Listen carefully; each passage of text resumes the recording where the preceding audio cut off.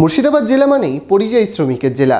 লক্ষ লক্ষ শ্রমিক পরিযায়ী হিসেবে ভিন রাজ্যে কাজে যায়।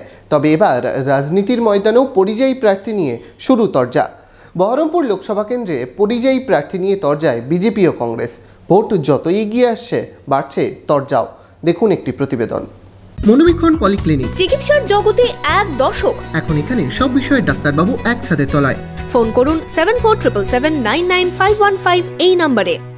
হাই টেনশন বহরমপুর লোকসভা কেন্দ্রে ভোট যত এগিয়ে আসছে বাড়ছে রাজনীতির উত্তাপও। ভোট ময়দানে চলছে প্রচার, মিটিং, মিছিল। তৃণমূল, বিজেপি বা কংগ্রেস কেউ কাউকে 1 ইঞ্চি জমি ছাড়তে নারাজ। এর মধ্যেই চলছে বাকযুদ্ধ। প্রচারে বেরিয়ে কংগ্রেস প্রার্থীকে পরিযায়ী বলে কটাক্ষ বিজেপি প্রার্থী ডক্টর নির্মল সাহার। মানুষ বলছে যে পশ্চিমবঙ্গটা তো পরিযায়ী শ্রমিকের দেশ হয়ে গেছে, বিশেষ করে মুর্শিদাবাদ। তারা বলছে যে সাংসদও কি পরিযায়ী হয়ে যাবে?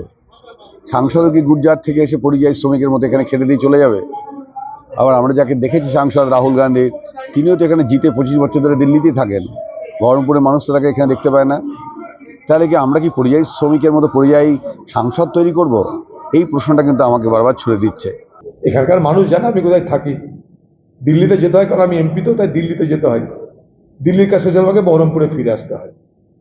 দিল্লিতে যাবো না তখন এখানকার মানুষ বললে আপনাকে নির্বাচিত করে দিল্লি যাচ্ছেন না কেন? দিল্লিতে পার্লামেন্টে আমার যে পার্সেন্টেজ হাজিরার, সেটা প্রায় 90%। আমাকে এই জন্য দিল্লিতে যাওয়ার জন্য এখানকার মানুষ আমাকে দোয়া করেছে, দয়া করেছে। তাদের কথা বলার জন্য সেখানে আমাকে যেতে হয়। এটা তো আমার দায়িত্ব, রাজনৈতিক দায়িত্ব, আমার নৈতিক দায়িত্ব, মানুষের কথা দিল্লির বুকে তুলে ধরা। তার জন্য আমাকে দিল্লিতে থাকতে হয়। বহরমপুর লোকসভা কেন্দ্রে এবার ত্রিমুখী লড়াই। 5 বারের সাংসদ অধীর চৌধুরীর সাথে লড়াইয়ে তৃণমূল প্রার্থী ইউসুফ পাঠান ও অন্যদিকে বিজেপির ডক্টর নির্মল সাহা। ভোট যত এগিয়ে আসছে ভোটের উত্তাপও বাড়ছে পাল্লা দিয়ে। এখন দেখার বহরমপুর লোকসভা আসনে শেষ হাসি কে হাসে। Imagine community media.